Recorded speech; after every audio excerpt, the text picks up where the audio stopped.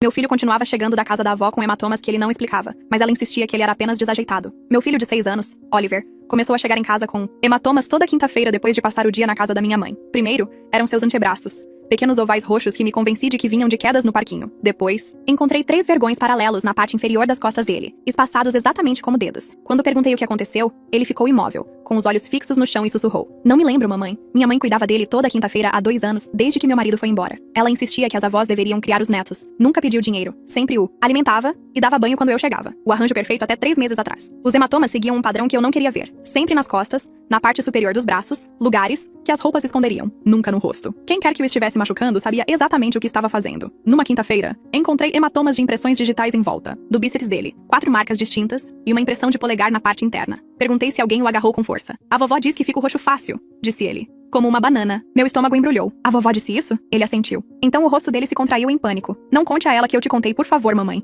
Ela disse que se eu contasse você perderia o emprego e moraríamos numa caixa debaixo da ponte. Naquela noite, fotografei cada marca em seu corpo. 17 hematomas em vários estágios de cicatrização, amarelos desaparecendo, roxos frescos. Uma constelação de evidências que eu estava desesperada demais para ver. Liguei para a pediatra dele na manhã seguinte. A doutora Reis o examinou enquanto eu esperava do lado de fora. Quando ela saiu, seu rosto estava profissionalmente neutro, mas percebi a tensão ao redor de seus olhos. O padrão dos hematomas é consistente com ferimentos não acidentais, disse ela, cuidadosamente. Marcas de agarrões, marcas de impacto com bordas uniformes, provavelmente de um objeto plano. Alguns são hematomas profundos nos tecidos que exigiriam força significativa. Quanta força? O suficiente para causar dor por dias. Foi aí que as memórias começaram a vir à tona. Imagens que enterrei por 30 anos, a mão da minha mãe no meu rosto quando derrubei leite, a colher de pau que ela guardava na gaveta da cozinha, como aprendi a me tornar pequena, silenciosa e invisível. Como eu dizia a mim mesma que era normal, que toda mãe disciplinava assim, que eu merecia por ser difícil. Eu tinha entregado meu filho à minha abusadora toda quinta-feira por 2 anos. Instalei um aplicativo de gravação no tablet do Oliver naquela noite e disse a ele que era um novo jogo educativo. Na quinta-feira seguinte, enviei-o com o tablet e o busquei às 18 horas como de costume. Um novo hematoma na omoplata. Minha mãe me ofereceu café e reclamou da dor no quadril. Oliver a abraçou para se despedir, mas notei como ele virou o corpo,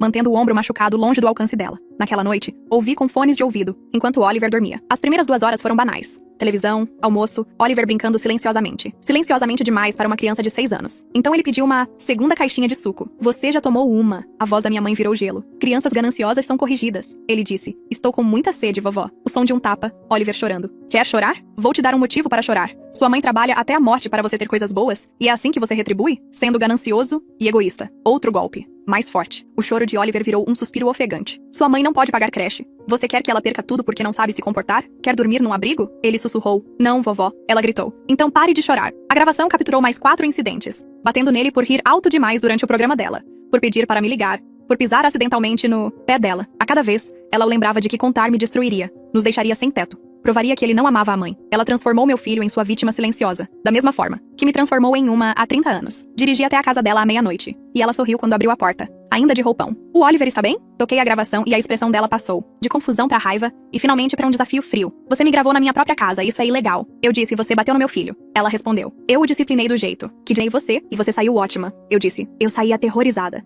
Eu saí com memórias que tive que enterrar apenas para funcionar. Eu saí entregando meu filho a alguém que me machucou. Porque me convenci de que isso nunca aconteceu. Ela riu. Você estará de volta na quinta-feira. Você precisa de mim. Eu disse. Nunca mais vou deixar você tocar nele. Ela riu mais alto. Então você perderá seu emprego, perderá seu apartamento e quando estiver implorando por ajuda, vou te lembrar deste momento. Saí sem dizer mais nada. Mas na manhã seguinte, às 7 da manhã, alguém estava esmurrando minha porta. 2 policiais e um assistente social. Minha mãe estava atrás deles, enxugando os olhos com um lenço de papel. Estou tão preocupada com meu neto, dizia ela. A mãe dele tem lutado contra o estresse. Tenho notado hematomas nele há meses. Eu não queria acreditar, mas uma avó tem que proteger seu neto. Ela olhou diretamente para mim e sorriu. Forcei meus ombros para baixo e mantive minha voz nivelada, embora cada músculo quisesse tremer. O policial mais velho explicou que minha mãe registrou um boletim de ocorrência esta manhã, alegando que me viu bater em Oliver várias vezes nos últimos meses. Ela disse a eles que eu estava sob estresse por ser mãe solteira e estava perdendo o controle. O policial mais jovem mudou o peso do corpo e olhou para Oliver, que estava congelado contra a parede ainda com a mochila nas costas. Uma mulher de blazer cinza deu um passo à frente e se apresentou como Cara Thornton, do Conselho Tutelar. Ela tinha olhos gentis, mas uma distância profissional que fez meu estômago se contrair. Ela perguntou se poderia falar com Oliver sozinha no quarto dele enquanto os policiais falavam comigo. Minha mãe enxugou os olhos com aquele lenço de novo, interpretando perfeitamente a avó preocupada. Assenti e vi Oliver caminhar pelo corredor com Cara, seus passos pequenos e cuidadosos, como se estivesse tentando não fazer barulho nenhum. Tirei meu telefone do bolso e abri a pasta de fotos que criei na noite anterior. 17 fotos de hematomas no corpo do meu filho, cada uma datada e mostrando diferentes estágios de cicatrização. Entreguei o telefone para Cara antes que ela fechasse a porta do quarto do Oliver. Ela pegou e sua máscara profissional caiu por apenas um segundo enquanto rolava pelas primeiras imagens. Seu maxilar se contraiu e ela olhou para mim com algo que poderia ter sido compreensão antes de seguir Oliver para o quarto dele. A porta se fechou com um clique. Um policial me pediu para sentar à mesa da cozinha, enquanto o outro conversava calmamente com minha mãe na sala de estar. Eu podia ouvir a voz dela ecoando, explicando o quanto estava preocupada. Como não queria acreditar que sua própria filha pudesse machucar uma criança, mas que tinha que fazer o que era certo. O policial, sentado à minha frente, perguntou quando os hematomas começaram. Contei a ele sobre o padrão que notei ao longo de 3 meses. Sempre às quintas-feiras, depois que Oliver passava o dia na casa da minha mãe, sempre em lugares que as roupas esconderiam. Expliquei sobre a gravação que fiz no tablet do Oliver e ofereci para tocar agora mesmo. O policial chamou pelo rádio o detetive Melton, da unidade de abuso infantil. A voz da minha mãe ficou mais alta na sala de estar quando ela ouviu isso. Ela insistiu que isso era apenas um mal-entendido, que ela tinha cumprido seu dever e precisava ir para casa agora. O policial disse a ela que todos precisavam ficar até que o detetive chegasse e terminasse sua investigação. Ela sentou com força no meu sofá e cruzou os braços. Toquei a gravação pelo alto-falante do meu telefone na mesa da cozinha. O primeiro tapa fez a expressão do policial mudar completamente. A voz da minha mãe saiu claramente, fria e afiada, dizendo a Oliver que crianças gananciosas são corrigidas. O som de Oliver chorando. As ameaças dela sobre falta de moradia e perder tudo. O policial ouviu todos os 4 incidentes sem dizer nada, mas observei sua mão apertar a caneta com mais força a cada um. O detetive Melton chegou mais rápido do que eu esperava. Talvez 15 minutos após a chamada. Ele era alto, com grisalhos nas têmporas e se movia com o tipo de calma que vem de ver coisas terríveis regularmente. Ele ouviu a gravação inteira com fones de ouvido enquanto estava na minha cozinha, seus olhos fixos na minha mãe o tempo todo. Ela o encarou de volta com o queixo erguido, mas viu o momento em que sua confiança começou a rachar. As mãos dela torceram aquele lenço em pedaços. Quando a gravação terminou, ele perguntou diretamente se aquela era a voz dela. Ela disse que a tecnologia podia falsificar qualquer coisa hoje em dia, que eu devia ter manipulado o áudio de alguma forma porque ela nunca disse aquelas coisas. Ele perguntou por que Oliver teria hematomas que coincidiam com o cronograma de estar na casa dela toda quinta-feira. Ela alegou que eu mesma devia ter feito isso e a culpado para evitar problemas. Cara saiu do quarto de Oliver segurando meu telefone com as fotos ainda na tela. Ela perguntou se poderia examinar Oliver fisicamente para documentar os ferimentos atuais. Oliver apareceu no corredor atrás dela, seus olhos enormes e assustados. Ele olhou para mim como se estivesse pedindo permissão para existir. Sorri para ele e balancei a cabeça afirmativamente, embora minha garganta parecesse apertada o suficiente para me sufocar. Isso era exatamente o que minha mãe tinha feito com ele, fazendo-o ter medo de adultos olhando para seu corpo, ensinando-o que exame significava que a punição estava chegando. Cara o levou para o banheiro e fechou a porta parcialmente. Ouvi sua voz gentil explicando o que estava fazendo e perguntando se algo doía. Minha mãe se levantou e anunciou que tinha cumprido seu dever cívico e precisava ir embora agora. O detetive Melton moveu-se para bloquear a porta sem parecer agressivo. Ele disse que todos os envolvidos precisavam ficar até que ele terminasse de investigar ambas as alegações. Ela exigiu saber se estava presa. Ele disse que ainda não, mas que ela poderia tornar essa decisão mais fácil se tentasse ir embora. A voz de Cara veio do banheiro perguntando a Oliver como ele conseguiu o hematoma no ombro. Ouvi ele começar a dizer que não se lembrava, depois parar. Um longo silêncio. Então sua voz pequena, mal alta o suficiente para ouvir, dizendo: a vovó agarrou ele com força ontem quando ele pediu suco. O rosto da minha mãe ficou branco e depois vermelho. Ela começou a dizer algo, mas o detetive Melton levantou a mão. Cara saiu com Oliver e disse ao detetive que encontrou hematomas frescos consistentes, com um aperto adulto na omoplata da criança. A lesão tinha menos de 24 horas com base na cor e no inchaço. Ela mostrou ao detetive Melton fotos que tirou em seu próprio telefone. Ele perguntou a Oliver diretamente se sua avó o machucou. Oliver olhou para minha mãe e depois para o chão. Ele sussurrou que sim. O detetive Melton pediu para falar com minha mãe em particular no meu quarto. Ela o seguiu com as costas retas e a boca fechada numa linha dura. Outro policial ficou comigo na sala de estar. Eu podia ouvir a voz dela subindo através da porta fechada, insistindo que eu estava manipulando todos, que ela era a verdadeira vítima aqui, que eu tinha voltado o neto contra ela com mentiras. Ela disse que só o disciplinava da maneira que qualquer boa avó faria, da maneira que me criou, e que eu saí ótima. O policial perto de mim se mexeu desconfortavelmente. Oliver veio e subiu no meu colo sem pedir. O corpo todo dele tremia contra o meu. Envolvi meus braços ao redor dele e senti a umidade na minha camisa, onde o rosto dele pressionava meu ombro. Ele continuava sussurrando que sentia muito. Desculpe por contar. Desculpe por colocar a vovó em apuros. Desculpe por tornar tudo ruim. Eu o abracei mais forte e disse a ele que ele não fez nada de errado. Dizer a verdade é sempre certo. Ninguém deveria machucá-lo nunca. Nós vamos ficar bem. Cara fez vários telefonemas da minha cozinha falando em tons baixos e profissionais. Ela reviu as fotos novamente e ouviu trechos da gravação com sua supervisora no Viva Voz. Quando ela voltou para a sala, explicou que estava trazendo sua supervisora porque este caso envolvia abuso documentado pela pessoa que registrou a falsa denúncia. A situação era mais complexa do que o protocolo padrão cobria. Minha mãe saiu do quarto com o detetive Melton atrás dela. O rosto dela estava manchado e as mãos tremiam, mas ela ainda tentava manter aquela expressão de vítima. Ela apontou para mim e disse que eu tinha envenenado o Oliver contra ela, que eu estava fazendo ele mentir porque queria machucá-la. O detetive Melton pediu que ela explicasse a gravação de sua voz ameaçando uma criança de 6 anos. Ela disse que eu devia ter editado de alguma forma, que nunca bateu nele forte o suficiente para deixar marcas, que disciplina não era abuso. Ele perguntou se ela estava admitindo ter batido em Oliver. Ela parou de falar e apertou os lábios. Ele disse a ela que ela poderia ir à delegacia voluntariamente, para interrogatório formal, ou ele poderia prendê-la agora mesmo por suspeita de abuso infantil e registro de falso boletim de ocorrência. Ela escolheu não falar. O detetive puxou o telefone e mostrou a ela o aplicativo de gravação no tablet do Oliver. Ele explicou que a gravação era legal sob a lei estadual, porque os pais têm o direito de monitorar a segurança de seus filhos menores. Ela começou a protestar, mas ele levantou a mão e disse que ela poderia explicar tudo na delegacia ou poderia ser presa agora mesmo. O rosto dela foi do vermelho ao pálido em segundos. Uma mulher de terno cinza entrou pela porta do meu apartamento sem bater. Ela se apresentou como Bernadette Thornton e disse que era a supervisora de Cara no conselho tutelar. Ela olhou para Oliver sentado no meu colo e depois para minha mãe parada perto da porta do quarto. Ela pediu a Cara para mostrar as fotografias do exame. Elas entraram na cozinha e falaram em voz baixa enquanto olhavam para o telefone de Cara. Bernadette voltou e anunciou que Oliver precisava ir ao hospital imediatamente para um exame forense completo. Ela explicou que eles fotografariam cada ferimento com equipamento médico e documentariam tudo com precisão profissional. Isso criaria um registro oficial que poderia ser usado no tribunal.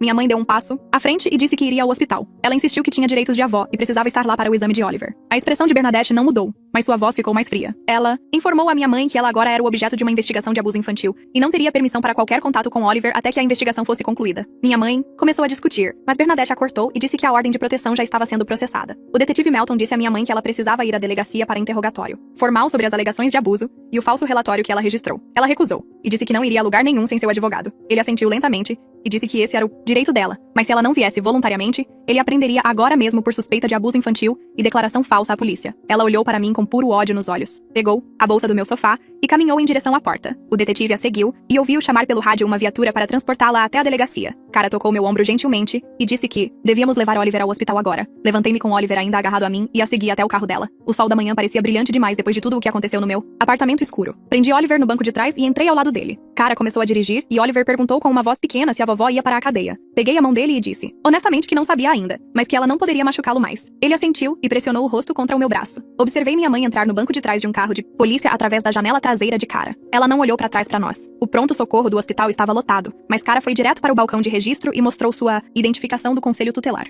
Uma enfermeira apareceu em minutos e nos levou por um corredor até uma sala de exame privada. A examinadora forense chegou 15 minutos depois. Era uma mulher, na casa dos 40 anos, com olhos gentis, e ela se ajoelhou ao nível de Oliver. Ela se apresentou e explicou que precisava tirar algumas fotos dos hematomas dele para ajudar a mantê-lo seguro. Ela prometeu que não doeria e que ele poderia segurar minha mão o tempo todo. Oliver olhou para mim e eu balancei a cabeça. Ela o fez vestir uma bata hospitalar e então começou a fotografar cada hematoma com uma câmera profissional. Ela mediu cada marca com uma régua e falou em um dispositivo de gravação descrevendo a localização, tamanho e cor de cada ferimento. O hematoma fresco na omoplata dele era roxo profundo com impressões claras de dedos. Ela passou um tempo extra documentando aquele de vários ângulos. A doutora Reis entrou na sala de exame carregando uma pasta grossa. Ela sorriu para Oliver e entregou a pasta para Cara. Explicou que tinha documentado os padrões de hematomas na consulta de Oliver há 2 semanas, com notas detalhadas e fotografias. Ela disse a Cara que este era o caso mais claro de lesão não acidental que ela tinha visto em 15 anos de prática pediátrica. O padrão era consistente demais e os ferimentos estavam em locais que não se machucam durante atividades normais da infância. Cara agradeceu e adicionou o arquivo médico à sua pilha crescente de documentação. Depois que o exame físico terminou, Cara perguntou se poderia entrevistar Oliver em particular. Hesitei, mas ela me garantiu que a entrevista seria gravada e eu poderia assistir de uma sala de observação se quisesse. Beijei a testa de Oliver e disse a ele para dizer a verdade sobre tudo. A enfermeira me levou a uma pequena sala com uma janela para a sala de exame. Cara sentou-se com Oliver e tirou 2 bonecos anatômicos. Ela fez perguntas gentis sobre o que aconteceu na casa da vovó, usando uma linguagem que uma criança de 6 anos pudesse entender. Oliver apontou para o braço do boneco e disse, a vovó agarrou ele, ali quando ele pediu suco. Ele mostrou como ela bateu nas costas dele com a mão quando ele riu durante o programa dela. Ele demonstrou com o boneco como ela usou uma colher de pau nas pernas dele quando ele acidentalmente pisou no pé dela. Então ele mencionou a escova de cabelo. Cara perguntou sobre a escova de cabelo e Oliver disse que a vovó bateu nele com ela uma vez porque a risada dele estava muito alta e ela não conseguia ouvir a TV. Ele tocou as costas do boneco para mostrar onde. Pressionei minha mão contra o vidro da janela e observei meu menininho descrever seu abuso com uma clareza de partir o coração. O exame durou 3 horas no total. Oliver adormeceu no meu ombro na sala de espera enquanto Cara terminava a papelada. O corpo dele estava pesado de exaustão e o rosto parecia em paz pela primeira vez o dia todo. Cara veio e sentou-se ao meu lado. Ela disse que eu poderia levá-lo para casa agora,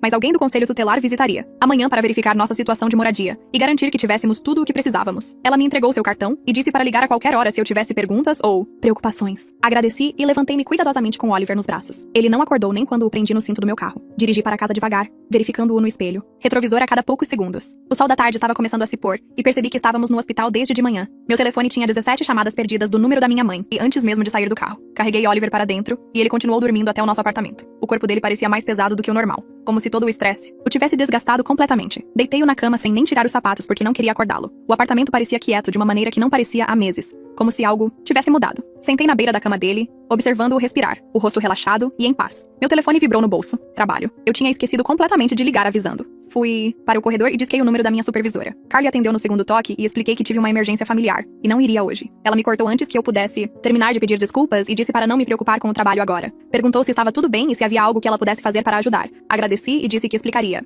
mas quando voltasse. Ela me disse para cuidar do meu filho primeiro e que meu emprego estaria esperando quando eu estivesse pronta. Desliguei me sentindo grata por pelo menos uma coisa na minha vida não estar desmoronando. Oliver acordou perto da hora do jantar. Fiz macarrão com queijo de caixinha para ele porque era o favorito dele e eu queria que ele se sentisse seguro. Ele sentou à nossa pequena mesa de cozinha empurrando o macarrão com o garfo. Finalmente, ele olhou para mim com aqueles grandes olhos preocupados. Perguntou se tinha que voltar para a casa da vovó na quinta-feira. Meu peito apertou. Ajoelhei-me ao lado da cadeira dele para ficarmos na altura dos olhos. Prometi a ele que nunca mais teria que ir lá. Disse a ele que encontraria outra maneira de cuidar dele nos meus dias de trabalho. Ele perguntou como, porque eu não podia pagar creche. Eu disse que ainda não sabia, mas descobriria porque mantê-lo seguro era a coisa mais importante. Ele assentiu e voltou a comer seu macarrão com queijo. Terminou a tigela inteira, o que foi mais do que ele comeu em semanas. Naquela noite, coloquei-o na cama e li 2 histórias para ele. Ele adormeceu na metade da segunda. Eu estava exausta, mas não conseguia dormir. Continuei pensando na minha mãe parada atrás daqueles policiais com suas lágrimas falsas e seu sorriso. Por volta da meia-noite, finalmente adormeci. O grito de Oliver me acordou às 2 da manhã. Corri para o quarto dele e o encontrei sentado na cama, chorando. Ele perguntou se a vovó sabia onde morávamos. Liguei o abajur e sentei na cama com ele. Disse que sim, ela sabia onde morávamos, mas não tinha permissão para vir aqui. Ele perguntou se ela poderia entrar.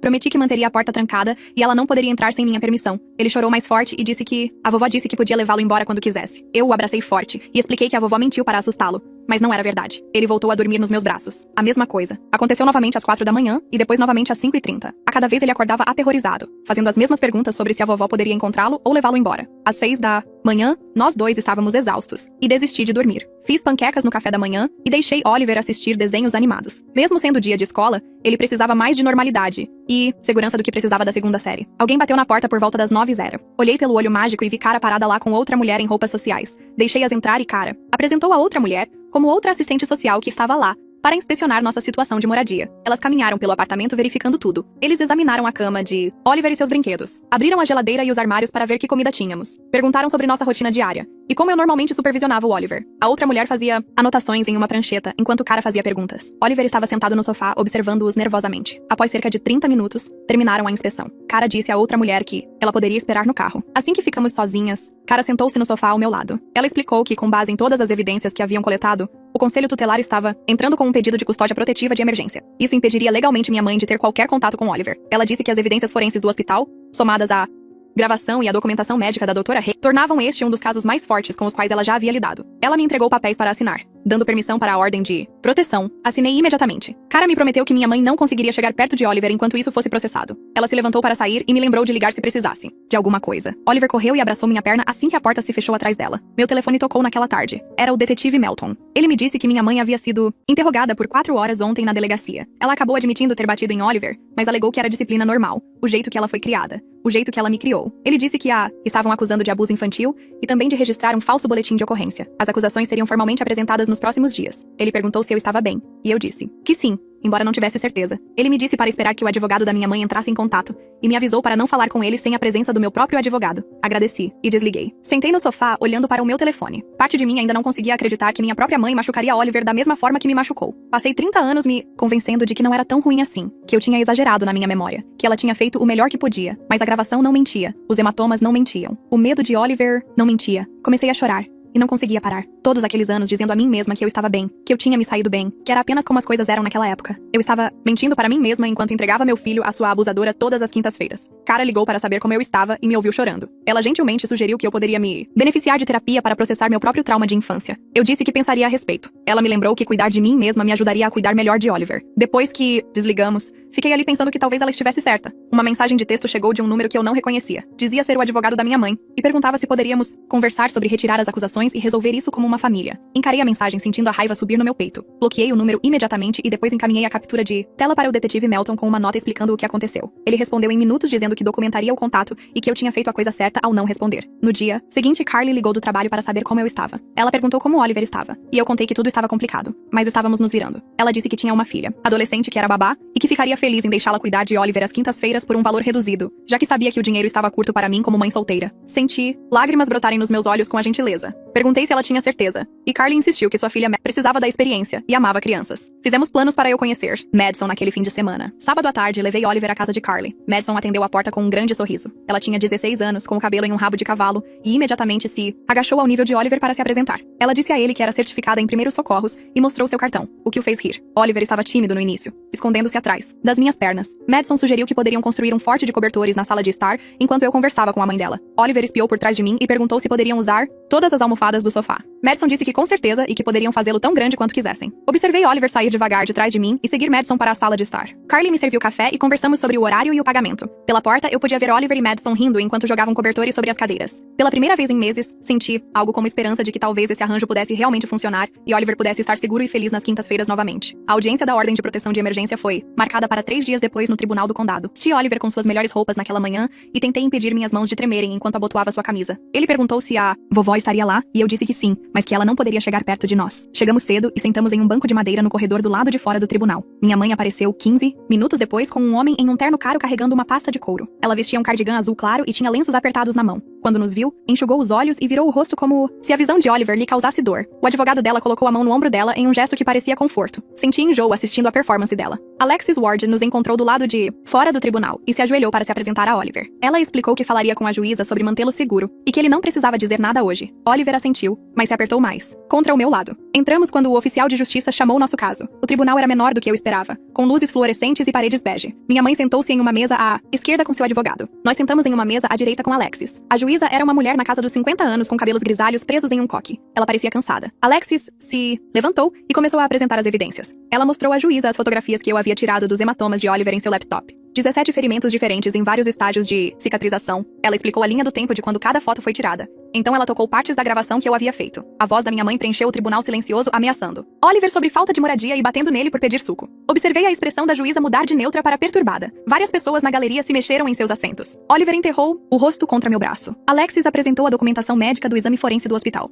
Ela leu trechos do relatório descrevendo marcas de agarrões e lesões de impacto que exigiam força significativa. Ela apresentou uma declaração por escrito da doutora Hayes, explicando que o padrão de hematomas era consistente com abuso intencional em vez de ferimento acidental. A apresentação inteira levou menos de 20 minutos. O advogado da minha mãe tentou interromper 2 vezes, mas a juíza disse para ele esperar sua vez. Quando Alexis terminou, a juíza perguntou ao advogado da minha mãe se ele tinha algo a apresentar. Ele se levantou e argumentou que a gravação foi obtida ilegalmente sem consentimento em uma residência privada. A juíza o interrompeu e disse que os pais têm o direito de monitorar a segurança de seus filhos. Ele tentou novamente, dizendo que isso era um mal-entendido sobre diferentes abordagens geracionais de disciplina. A juíza olhou para ele, por cima dos óculos de leitura, e perguntou se ele tinha ouvido a mesma gravação que ela acabara de ouvir. Ele se sentou. A juíza revisou as evidências pelo que pareceu uma eternidade. Mas, provavelmente foram apenas 5 minutos. Então ela olhou para cima e disse que estava concedendo a ordem de proteção de emergência imediatamente. Minha mãe estava proibida de qualquer contato com Oliver ou comigo por 6 meses enquanto aguardava o julgamento criminal. Sem telefonemas, sem mensagens, sem contato de terceiros. Ela não podia chegar a menos de 150 metros de nossa casa, meu local de trabalho ou da escola de Oliver. O advogado da minha mãe levantou-se rapidamente e perguntou sobre visitação supervisionada. Ele disse que os avós têm direitos e que cortar completamente o contato prejudicaria Oliver. A juíza disse que as evidências mostravam que o contato com a avó era o que estava prejudicando Oliver e que a segurança dele era a única consideração que importava. Pedido negado. Minha mãe levantou-se tão rápido que a cadeira raspou alto no chão.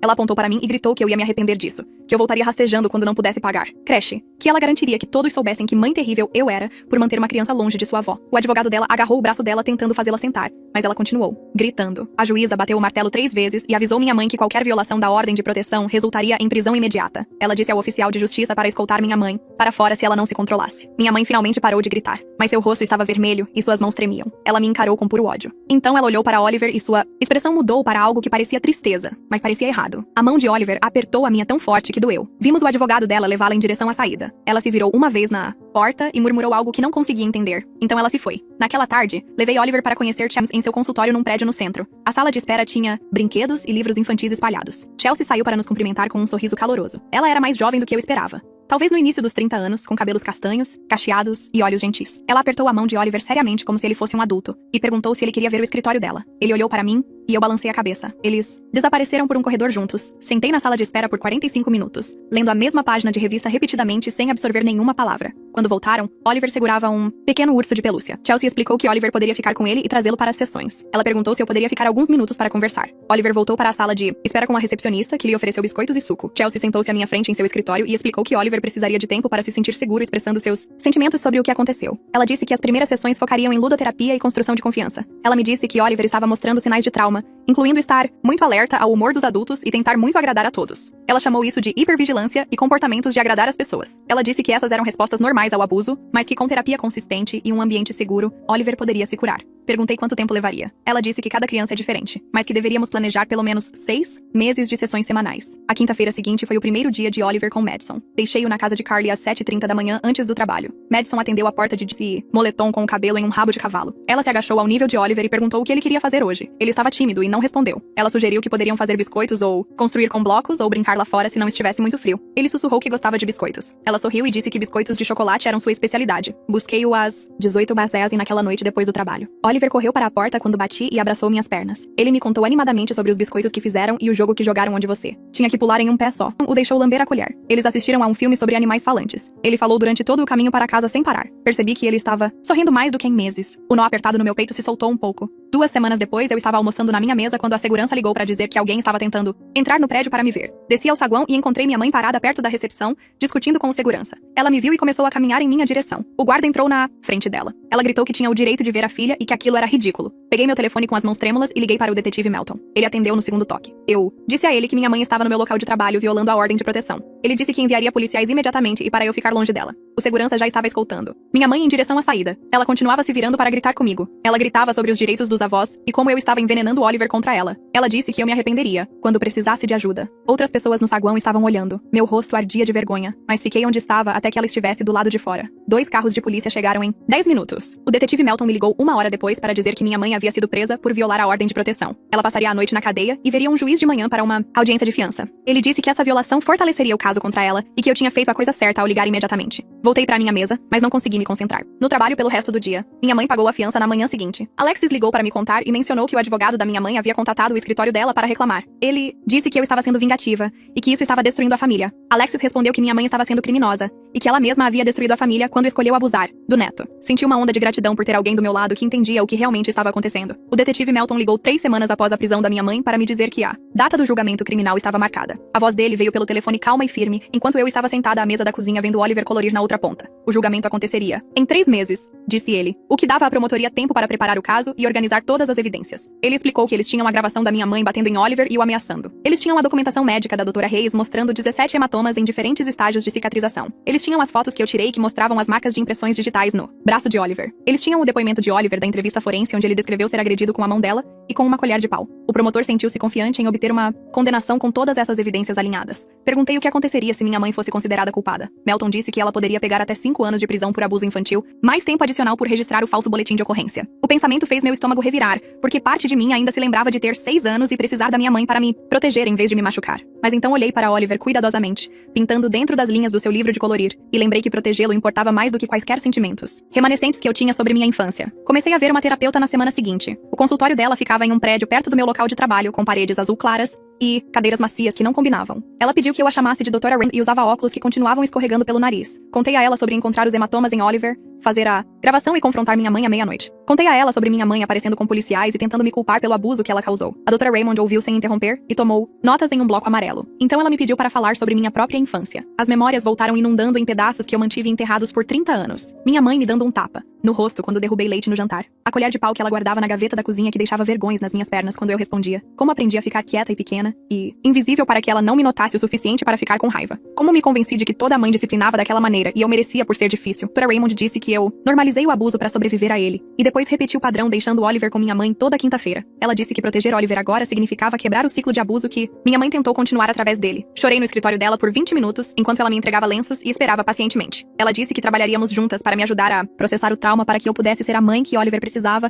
sem carregar o peso do que minha mãe fez comigo. Oliver teve sua sessão semanal de terapia com Chelsea na tarde seguinte. Deixei-o no escritório dela, que tinha brinquedos espalhados pelo chão e desenhos colados em todas as paredes. Chelsea sempre me deixava sentar na sala de espera enquanto trabalhava com Oliver, sozinha em um espaço onde ele se sentia seguro para falar. Esta sessão durou quase 1 hora. Quando Tia abriu a porta, Oliver correu para fora segurando um pedaço de papel dobrado ao meio. Ele me mostrou o desenho que fez de si mesmo, segurando um grande escudo com uma figura escura e assustadora do outro lado. A figura tinha olhos raivosos e mãos tentando alcançá-lo, mas o escudo mantinha longe do menino na imagem. Kelsey me disse mais tarde que este foi um grande avanço na terapia de Oliver. Ele estava começando a entender que o abuso de sua avó não era culpa dele, e que ele tinha proteção agora. Ela disse que o escudo representava segurança, e a figura assustadora representava seu medo da minha mãe. Desenhá-lo ajudou a processar o que aconteceu e colocar alguma distância entre si mesmo e o trauma. Pendurei a foto na nossa geladeira quando chegamos em casa, e Oliver ficou olhando para ela por um longo tempo, antes de perguntar se o escudo sempre o manteria seguro. Prometi a ele que 2 dias depois, Alexis ligou para me dizer que o advogado da minha mãe queria negociar um acordo judicial. A voz dela parecia cansada pelo telefone, como se estivesse lidando com casos difíceis a semana toda. Ela explicou que o advogado da minha mãe estava oferecendo que ela se declarasse culpada de acusações menores em troca de evitar a prisão.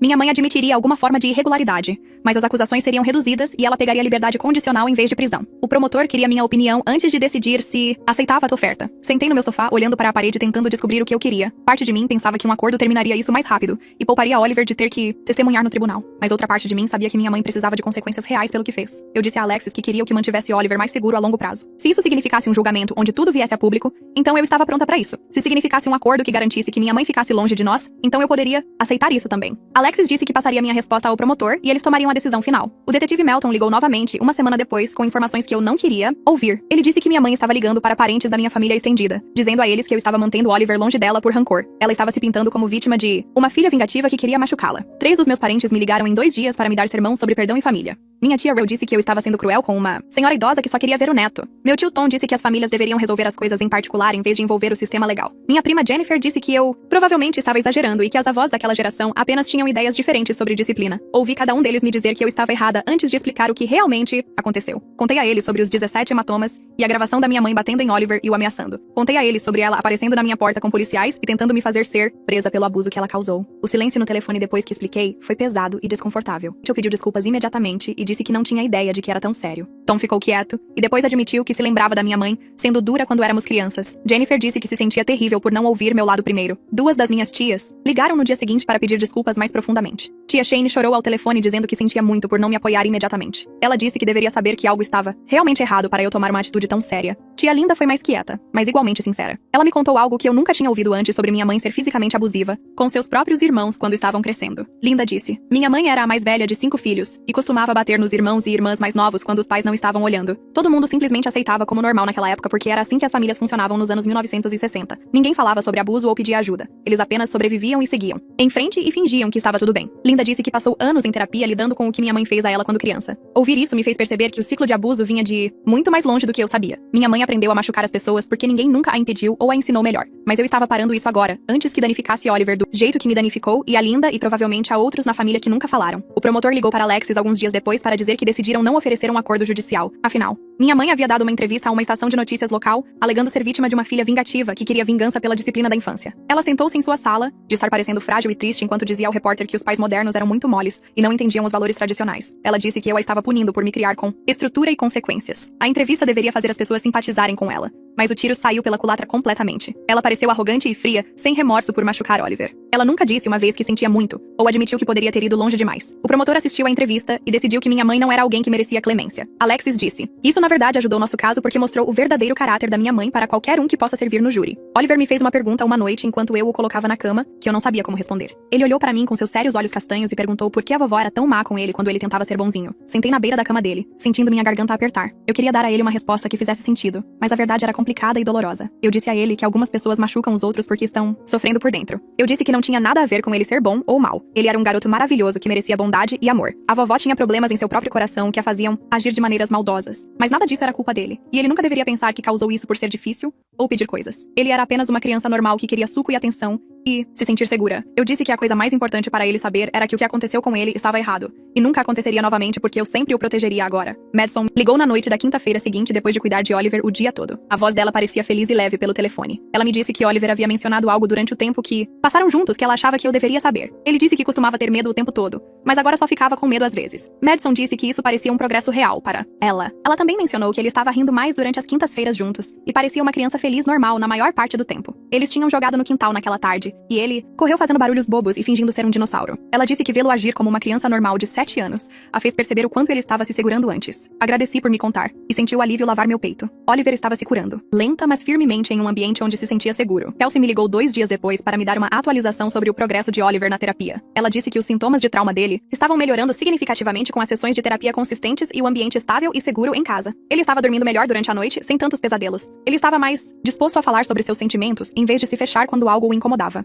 Ele estava demonstrando respostas emocionais apropriadas às situações, em vez do afeto plano que tinha quando a terapia começou. Kelsey disse que estava muito satisfeita com o progresso dele em apenas alguns meses. Ela recomendou que continuássemos as sessões semanais de terapia por pelo menos mais 6 meses, para garantir que o progresso se consolidasse e para ajudá-lo a processar tudo o que aconteceria durante o julgamento. Concordei imediatamente porque queria que Oliver tivesse todo o apoio possível, enquanto seguíamos em frente. O julgamento criminal começou numa manhã fria de dezembro. Entrei no tribunal com Alexis ao meu lado, a mão dela no meu ombro enquanto passávamos pelos detectores de metais. O prédio cheirava a madeira velha e limpador de chão. Minha mãe estava sentada à mesa da defesa com um vestido azul marinho que a fazia parecer a doce avó de alguém. Ela não olhou para mim. Quando entrei, o promotor me chamou para depor primeiro. Coloquei minha mão na Bíblia e jurei dizer a verdade. Minha voz tremeu quando comecei a falar sobre os primeiros hematomas que encontrei nos braços de Oliver. Descrevi ter fotografado todas as 17 marcas em seu corpo naquela noite de quinta-feira.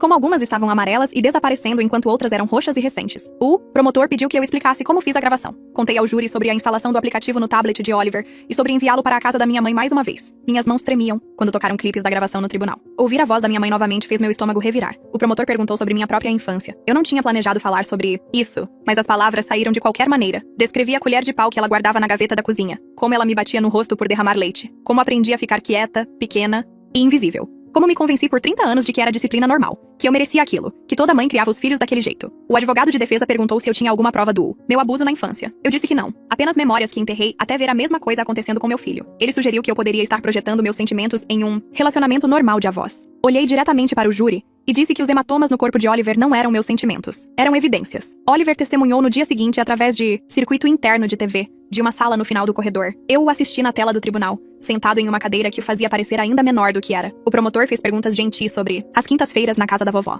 A voz de Oliver saiu pelos alto-falantes, baixa, mas clara. Ele descreveu ser atingido com a mão dela e com uma colher de pau. Ele disse que ela lhe disse que eu perderia meu emprego se ele contasse a alguém, que teríamos que morar em uma caixa debaixo de uma ponte, que seria culpa dele por ser mau. Ele começou a chorar quando falou sobre pedir uma segunda caixa de suco e levar um tapa. O promotor perguntou se alguém já tinha dito para ele mentir sobre o que aconteceu. Oliver balançou a cabeça e disse que a vovó lhe disse para dizer que não se lembrava se alguém perguntasse sobre os hematomas. Observei o rosto da minha mãe do outro lado do tribunal. Ela olhava para a tela sem expressão alguma. Quando Oliver terminou de depor, eu quis correr para ele, mas Alexis me disse para esperar até que o tribunal fizesse uma pausa. Encontrei-o na pequena sala com o assistente social de vítimas. Ele jogou os braços em volta da minha cintura e perguntou se tinha ido bem. Ajoelhei-me e disse que ele foi muito corajoso, que eu estava orgulhosa dele, que estava quase acabando. A doutora Hayes depôs após o almoço. Ela trouxe fotos ampliadas dos hematomas de Oliver que projetou em uma tela para o júri. Ela apontou os padrões com um laser, explicando como marcas de agarrões mostram 4 dedos de um lado e um polegar do outro. Ela descreveu hematomas de impacto de objetos planos versus objetos redondos. Ela falou sobre a força necessária para criar hematomas profundos nos tecidos em uma criança de 6 anos. O advogado de defesa perguntou se as crianças poderiam ter hematomas semelhantes em acidentes no parquinho. A doutora Hayes disse: não nesses padrões, não nesses locais, não com essa frequência. Ela era pediatra há 15 anos e tinha visto milhares de ferimentos infantis. Esses hematomas eram absolutamente consistentes com abuso intencional. O advogado de defesa tentou sugerir que algumas crianças ficam com hematomas mais facilmente do que outras. A doutora Hayes concordou que isso era verdade, mas disse que não explicava o padrão, os locais ou os diferentes estágios de cicatrização. Ela disse que os hematomas de Oliver contavam uma história clara de danos intencionais repetidos durante um período de meses. Quando ela desceu do estande, vi 2 jurados olhando para minha mãe com nojo em seus rostos. Minha mãe depôs na manhã seguinte. O advogado dela fez com que ela descrevesse seu relacionamento com Oliver, como ela cuidava dele toda quinta-feira por 2 anos. Ela falou sobre o quanto amava o neto, como só queria o melhor para ele. Ela disse que acreditava na disciplina à moda antiga, o tipo que construía caráter e ensinava respeito às crianças. O advogado perguntou sobre a gravação. Ela admitiu que disciplinava Oliver, mas disse que nunca foi abuso, apenas correção. Ela disse que as crianças hoje eram mimadas e precisavam de orientação firme. Ela olhou para o júri e disse que criou a própria filha da mesma maneira. E eu saí bem. O promotor levantou-se para o interrogatório. Ele pediu que ela definisse a diferença entre disciplina e abuso. Ela disse que a disciplina era feita por amor. Ele perguntou se ameaçar uma criança de 6 anos com falta de moradia era amor. Ela disse que estava ensinando a ele sobre consequências. Ele perguntou se baterem uma criança com força suficiente para deixar hematomas por dias era amor. Ela disse que às vezes as crianças precisavam entender que ações têm resultados. Ele tocou a gravação dela batendo em Oliver, por pedir suco. A voz dela preencheu o tribunal, fria e irritada, dizendo a ele que crianças gananciosas são corrigidas. O som do tapa. Oliver chorando. A voz dela ficando mais dura dizendo para ele parar de chorar ou ela daria um motivo para ele chorar. Vários jurados desviaram o olhar dela. Uma mulher na primeira fila tinha lágrimas escorrendo pelo rosto. Quando a gravação terminou, o promotor perguntou à minha mãe se aquilo era amor. Ela apertou os lábios e não respondeu. A promotoria tocou a gravação completa no dia seguinte. O tribunal ficou completamente silencioso, exceto pela voz da minha mãe saindo pelos alto-falantes. Cada incidente estava lá, batendo em Oliver por rir durante o programa dela, batendo nele por pedir para me ligar, batendo nele por pisar no pé dela, por acidente. A cada vez ela o lembrava de que contar me destruiria, que perderíamos tudo, que ele seria responsável por nos deixar sem teto. A gravação durou 40 minutos. Observei os rostos dos jurados mudarem enquanto ouviam. Choque, raiva, nojo. Um homem balançou a cabeça lentamente para frente e para trás. Quando terminou, ninguém se mexeu por vários segundos. O promotor deixou o silêncio pairar. Então ele pediu ao júri que se lembrasse daquela voz na próxima vez que olhasse para a mulher sentada na mesa da defesa em seu belo vestido, tentando parecer uma avó amorosa. Minha mãe olhou para frente com as mãos cruzadas sobre a mesa. Ela não mostrou nada no rosto. O advogado de defesa levantou-se e objetou que a gravação fosse usada como prova. Ele argumentou que foi feita sem o conhecimento ou consentimento da minha mãe em sua própria casa. Ele disse que violava seus direitos de privacidade e não deveria ser permitida no tribunal. O juiz pediu ao promotor que respondesse. Ele disse que os pais têm o direito legal de gravar os ambientes de seus filhos menores para fins de segurança. Ele disse que a gravação foi feita para proteger Oliver de suspeita de abuso, que é exatamente o que a lei permite. O juiz levou 10 minutos para revisar o precedente legal. Então ele decidiu que a gravação era admissível. Ele disse que os direitos dos pais de proteger os filhos superam as expectativas de privacidade quando há suspeita de abuso. O advogado de defesa tentou argumentar mais, mas o juiz o cortou. A gravação ficaria. Viu o advogado da minha mãe se inclinar e sussurrar algo para ela. Ela balançou a cabeça bruscamente. As alegações finais aconteceram na tarde seguinte. O promotor ficou na frente do júri e resumiu as evidências. As fotos, mostrando 17 hematomas em vários estágios de cicatrização. O depoimento especializado da doutora Reis, de que os padrões eram consistentes com abuso intencional. O depoimento de Oliver sobre ser espancado e ameaçado. A gravação da própria voz da minha mãe, admitindo o abuso enquanto acontecia. Ele disse que este não era um caso sobre diferentes estilos parentais ou diferenças geracionais. Este era um abuso sistemático de uma criança de 6 anos por alguém que sabia exatamente o que estava fazendo. Alguém que batia forte o suficiente para deixar hematomas por dias. Alguém que ameaçava uma criança com falta de moradia para mantê-la em silêncio. Alguém que então tentou culpar a própria mãe da criança quando foi pega. Ele pediu ao júri que ouvisse aquela gravação mais uma vez em suas mentes e pensasse sobre que tipo de pessoa faz isso com uma criança de 6 anos que só queria suco. O argumento final do advogado de defesa foi fraco. Ele tentou pintar minha mãe como uma avó tradicional de uma geração diferente que acreditava em disciplina firme. Ele sugeriu que o caso era uma disputa familiar exagerada por uma filha excessivamente sensível. Ele disse que as crianças eram mais duras do que pensávamos. Que um pouco de disciplina nunca machucou ninguém. 3 jurados cruzaram os braços quando ele disse isso. Ele terminou rapidamente e sentou-se. Eu podia ver que ele sabia que tinha perdido. O júri saiu para deliberar às 14 horas. Alexis me disse que poderia levar horas ou até dias. Fomos a um café do outro lado da rua para esperar. Eu não conseguia beber nada. Meu estômago parecia estar amarrado em nós. Madison me mandou uma mensagem perguntando como estava indo. Carly enviou uma mensagem dizendo que todos no trabalho estavam pensando em mim. Chelsea ligou para verificar e me lembrar que, acontecesse o que acontecesse, Oliver estava seguro agora. Recebemos a ligação às 16h30. O júri havia chegado a um veredicto. Corremos de volta para o tribunal. Minhas mãos tremiam tanto que mal conseguia abrir a porta. O júri entrou em fila com rostos sérios. O juiz perguntou se tinham chegado a um veredicto. O capataz levantou-se e disse: sim, culpada de todas as acusações. Abuso infantil, registro de falso boletim de ocorrência, culpada. Ouvi as palavras, mas não conseguia acreditar nelas. Minha mãe ficou perfeitamente imóvel na mesa da defesa. O rosto dela não mostrava nada. Nem surpresa, nem raiva, nem remorso. Apenas vazio. O juiz agradeceu ao júri e marcou a data da sentença para 2 semanas depois. Enquanto o oficial de justiça conduzia minha mãe para fora, ela se virou e olhou diretamente para mim. A expressão dela dizia: isso não acabou. Olhei de volta e não recuei. O dia da sentença chegou em uma manhã cinzenta, 2 semanas antes do Natal. O tribunal estava menos lotado dessa vez. Apenas os advogados, funcionários do tribunal, e eu sentada na primeira fila atrás da mesa do promotor. Minha mãe usava o mesmo vestido azul marinho. O juiz revisou os detalhes do caso e o veredito do júri. Ele perguntou se minha mãe queria fazer uma declaração antes da sentença. O advogado a aconselhou a não fazer, mas ela se levantou mesmo assim. Ela disse que passou a vida inteira cuidando da família, que criou a filha e ajudou a criar o neto, que nunca pediu nada em troca, que toda essa situação era um mal-entendido causado por uma filha que não conseguia lidar com o estresse da maternidade solo. Ela disse que me perdoava pelo que eu tinha feito com ela. A expressão do juiz não mudou. Ele disse que revisou todas as evidências cuidadosamente, que a gravação por si só era suficiente para provar abuso sistemático, que ameaçar uma criança com falta de moradia para manter o silêncio mostrava clara consciência de irregularidade, que registrar um falso boletim de ocorrência para culpar a mãe da vítima era particularmente perturbador. Ele a sentenciou a 18 meses de prisão, seguidos de 3 anos de liberdade condicional. Ela teria que completar aulas de controle de raiva e aulas de parentalidade. Ele emitiu uma ordem de restrição permanente protegendo Oliver e a mim. Minha mãe nunca teria permissão para contatar nenhum de nós novamente por qualquer motivo. Ela finalmente demonstrou emoção. Então seu rosto ficou vermelho e ela começou a falar. Mas seu advogado agarrou seu braço. O oficial de justiça a levou embora. Observei-a ir e senti algo se soltar no meu peito. Alexis me acompanhou para fora do tribunal no ar frio de dezembro. Ela me disse que o advogado da minha mãe provavelmente entraria com um recurso, mas que com evidências tão fortes, a condenação quase certamente seria mantida. Ela explicou que minha mãe provavelmente cumpriria pelo menos 12 meses antes de qualquer possibilidade de libertação antecipada, talvez mais se não se comportasse bem na prisão. Perguntei o que aconteceria se o recurso fosse bem sucedido. Alexis disse que não seria, que eu precisava confiar que o sistema tinha funcionado corretamente desta vez. Ficamos nos degraus do tribunal e ela me deu seu cartão com seu número de celular pessoal escrito no verso.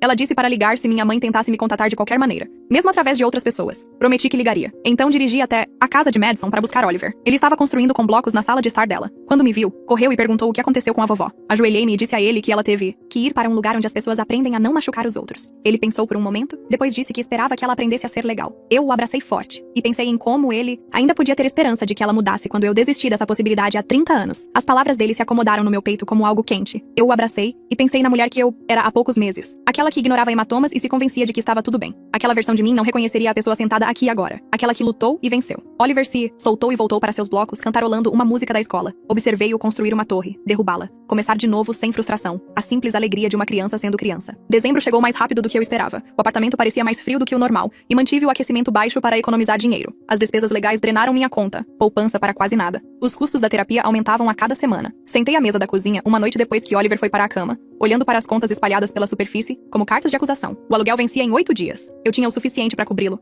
mas nada sobrando para compras ou gasolina. Meu cartão de crédito estava estourado com os honorários do advogado. Coloquei a cabeça nas mãos e tentei não entrar em pânico. Na manhã seguinte, no trabalho, Carly me chamou em seu escritório. Ela fechou a porta e me entregou um envelope. Dentro havia uma pilha de dinheiro e um cartão assinado por todos do nosso departamento. Ela explicou que contou às pessoas que eu estava lidando com uma emergência familiar e custos legais. E todos queriam ajudar. A arrecadação totalizou $1.400, o suficiente para 2 meses de aluguel. Comecei a chorar ali mesmo no escritório dela. Lágrimas feias que fizeram meu nariz escorrer. Carly me entregou lenços e disse que eu merecia essa gentileza por ser uma boa colega de trabalho e uma mãe corajosa. Ela disse que todos admiravam o que eu fiz para proteger Oliver. Tentei agradecer, mas não consegui tirar as palavras além do nó na minha garganta. Ela me abraçou e disse para retribuir o favor algum dia, quando eu estivesse de volta aos trilhos. As tardes de quinta-feira tornaram-se algo diferente depois disso. Madison começou a vir às 15 horas, quando Oliver chegava da escola. Na primeira semana, fizeram biscoitos de chocolate do zero. Oliver veio correndo me mostrar quando cheguei em casa. O rosto dele sujo de chocolate e o sorriso enorme. Na segunda semana, Madison o levou ao parque e o empurrou nos balanços até ele rir tanto que ficou com soluços. Na terceira semana, jogaram jogos de tabuleiro na nossa mesa da cozinha e Oliver ganhou no Candyland 3 vezes seguidas. Numa quinta-feira no final de dezembro, Oliver me disse algo que fez meu coração apertar. Ele disse que as quintas-feiras costumavam ser seu pior dia, porque sabia que tinha que ir para a casa da vovó. Agora eram seu dia favorito, porque Madison sempre tinha coisas divertidas planejadas e ele nunca sentia medo. Eu o abracei e disse que todos os dias deveriam ser seguros e felizes a partir de agora. Ele assentiu contra meu ombro e perguntou se poderíamos comer pizza no jantar. Se agendou uma sessão conjunta com Oliver e eu em meados de dezembro. Ela pediu para Oliver fazer desenhos enquanto conversávamos, mantendo-o ocupado, mas presente. Ela me disse que ele havia feito um progresso notável nos últimos meses. Seus pesadelos haviam diminuído para talvez uma vez por semana, em vez de todas as noites. Ele estava mostrando comportamentos de apego saudáveis, pedindo conforto quando chateado em vez de esconder seus sentimentos. Sua expressão emocional tornou-se apropriada para a idade, chorando quando machucado, mas se recuperando rapidamente. Ela disse que seus padrões de brincadeira e terapia mostravam uma criança processando o trauma de maneiras saudáveis. Ela recomendou reduzir nossas sessões de semanais para quinzenais. Oliver poderia continuar melhorando com check-ins menos frequentes, agora que se sentia seguro. Perguntei se o progresso duraria ou se ele poderia regredir. Elsie disse que o trauma poderia ressurgir durante o estresse ou transições, mas Oliver tinha fortes habilidades de enfrentamento agora e um sistema de apoio estável. Ela esperava que ele continuasse a se curar, enquanto seu ambiente permanecesse consistente e seguro. Minhas próprias sessões de terapia tornaram-se mais difíceis à medida que o Natal se aproximava. Eu estava vendo alguém desde logo após o julgamento, trabalhando minhas próprias memórias de infância que continuavam surgindo. Em uma sessão, desmoronei completamente, soluçando sobre como eu deveria ter visto o que estava acontecendo antes. Como entreguei Oliver à minha mãe toda quinta-feira por 2 anos enquanto ela o machucava. Como eu deveria protegê-lo e falhei. Minha terapeuta me deixou chorar e depois falou com cuidado. Ela me lembrou que tomei uma atitude no momento em que vi evidências claras. Que reconhecer o abuso quando você foi condicionado a aceitá-lo como normal exige uma força tremenda. Que quebrei um ciclo geracional de violência ao me recusar a minimizar o que aconteceu. Ela disse que minha mãe passou 30 anos me ensinando a não confiar em meus instintos e eu superei essa programação pra salvar meu filho. A culpa desapareceria com o tempo, à medida que eu continuasse provando a mim mesma que era uma boa mãe. Saí daquela sessão me sentindo mais leve, mais exausta. 3 meses após o julgamento, Oliver completou 7 anos. Planejei uma festa de aniversário em nosso apartamento com seus amigos da escola, e sua família, e minhas 2 tias solidárias. Comprei decorações na loja de R$1,99 e assei um bolo de mistura pronta. Oliver queria um tema de super-heróis, então tudo estava coberto de capas e máscaras. 8 crianças apareceram, correndo pela nossa pequena sala de estar e jogando jogos que Madison organizou. Carly trouxe pizza e o marido dela cuidou da música. Minhas tias chegaram com presentes que embrulharam com cuidado. Oliver abriu. Os presentes cercado por pessoas que o amavam,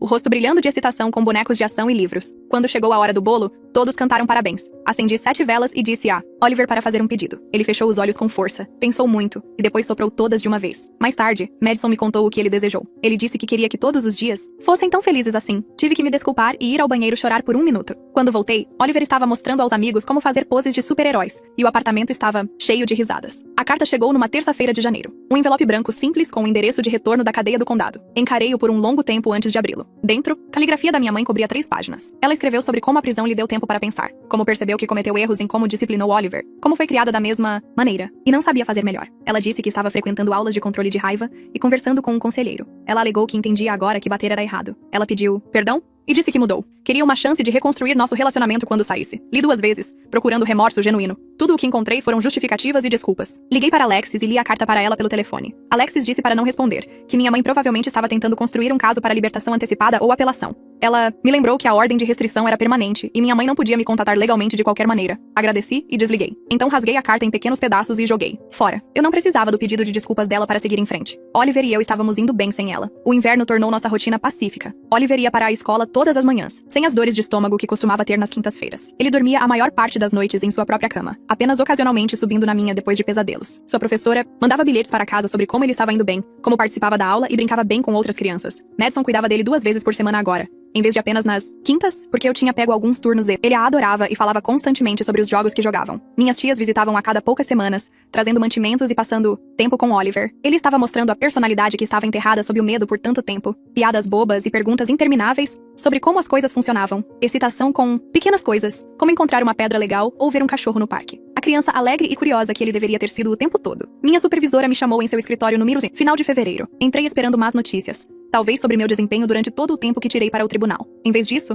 ela me ofereceu uma promoção. O cargo vinha com um aumento significativo e melhores horários. Eu gerenciaria uma pequena equipe em vez de fazer entrada de dados. Ela disse que eu merecia isso por anos de trabalho confiável e minha capacidade de lidar com a pressão com graça. O aumento era suficiente para pagar cuidados de qualidade após a escola para Oliver e continuar sua terapia sem estresse financeiro. Aceitei imediatamente, agradecendo várias vezes. Quando contei a Carly mais tarde, ela me abraçou e fez uma piada. Ela disse que enfrentar minha mãe me ensinou a defender a mim mesma em todos os lugares, inclusive no trabalho. E porque ela estava certa. Algo havia mudado em mim durante aqueles meses de luta. Aprendi que minha voz importava e meus limites mereciam respeito. Na quinta-feira à tarde, dirigi até a casa de Madison para buscar Oliver e o encontrei esperando na varanda da frente com um pedaço de papel agarrado nas 2 mãos. Ele viu meu carro e pulou, correndo pela calçada tão rápido que Madison teve que gritar para ele ter cuidado. Mal saí do banco do motorista antes que ele colidisse com minhas pernas, agitando o papel no meu rosto com o corpo todo vibrando de excitação. Era um desenho que ele tinha feito na terapia naquela manhã. Chelsea o mandou para casa com ele porque disse que ele trabalhou muito duro nisso e queria me mostrar imediatamente. O desenho mostrava 2 bonecos de palito de mãos dadas sob um arco-íris, um alto e um pequeno, ambos com grandes sorrisos circulares. Acima do arco-íris, ele havia escrito com sua caligrafia cuidadosa, de 7 anos,